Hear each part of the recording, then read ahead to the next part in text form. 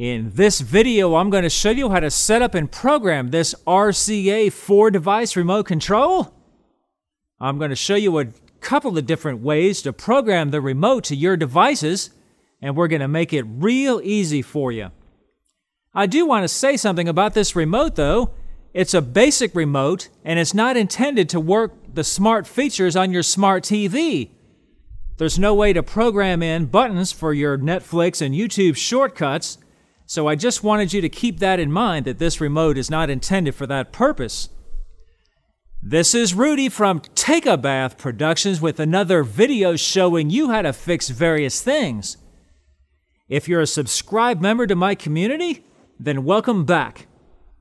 If you're new to my channel, consider clicking that subscribe button below. And if this video was helpful for you, click that like button. So without further ado, let's dive right in. So there are 4 different ways to program this remote: direct code entry, brand code search, auto code search, and manual code search. I'm only going to cover the direct code entry and the auto code search so that this video doesn't get too long, but I'll post a link in the description to the manual and the codes if you've lost them, as well as some other relevant links. Before we get started, I just wanted to quickly mention a couple things. The first 2 buttons here, TV and satellite, SAT, will only accept codes to their respective devices, but these other 2, DVD and stream, they can accept codes for an audio device like a soundbar in addition to DVD and stream, which is what they are intended for. The manual doesn't mention this at all, but they do list codes for audio devices without telling you how to enter them. So there's that. Unfortunately, I don't see a way to lock the volume to a device like a soundbar. However, it does lock the volume. The remote locks the volume to whichever audio device you use last. For example, if you use a function on the TV and then went to streaming, it will continue to work the volume on the TV. If you use a function on the soundbar like volume and then went to streaming, it would stay on the soundbar. So you see, the volume control will stay on whichever audio device that you use last, either your TV or your soundbar. All right, so let's get started with direct code entry. So I'm programming in a Sony TV, an Apple TV, and a Bose soundbar. The code for Sony TV is 10810. So press and hold the TV device. Use the other hand. 10810. Power light went out and came back on. Okay, the code for Apple TV is 52615. So same thing. I'm going to put that on stream. Press and hold stream. 52615.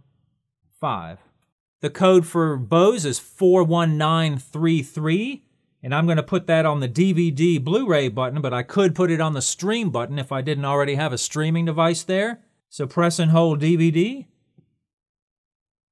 41933. All right, it took the code. Now a quick note, some codes may work better than others, meaning that the codes you enter might turn the TV on or the device, but won't work the menu, for example, on a TV. You'll need to test your codes to see if they work as you expect them to. If not, then using this same technique, try the next code in the list and check the functionality of each code as you go until you find one. If you've exhausted all the codes, then you'll want to try the auto code search coming up right now.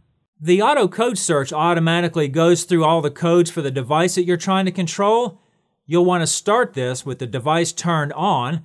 We're using a TV in this hypothetical example, so press and hold the device key and then press the power key.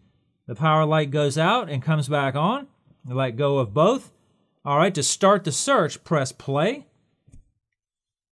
Notice the power light is flashing. What that's doing is it's sending out 10 codes. Let it finish, and if nothing happens, press it again.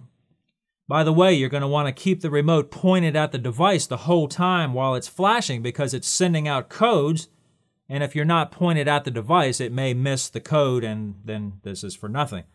All right, so nothing after 2:20. All right. So like say on this third sequence, my TV responded and it shut off. All right, so what you're going to want to do, because it was one of those last 10 codes, you're going to have to backtrack and figure out which one it was. So hit rewind, and this backtracks one code at a time. Wait about 2 seconds between rewind pushes, and you can check these codes one at a time. Okay, there's 3, still nothing. Okay, the TV's also off at this point because it shut off during the search. Okay, the TV's coming back on. All right, so that's the code that we're looking for. Press stop, and that stores the code. Now, same thing as the direct code entry, you're going to want to check the functionality of that code, and if the code works, then great, you're done. If the code only partially works, then you're going to have to do this again, and this next time, stop on the second code that the TV responds to, because you just tried the first one and you know it doesn't work. So keep checking it. If it doesn't work on the second one, try the third one. Once you've exhausted all the codes, the power light will flash 4 times, and if it still doesn't work at that point, take the remote and throw it as far as it'll go. Another quick note is if you still have a VCR, this remote can work, but you do need to reassign the DVD key to work a VCR. The manual shows how to do this, and you can view it in the link included in the description if you've lost your manual. There are some other functions in the manual as well. All right, that's about it, folks. Thanks for watching.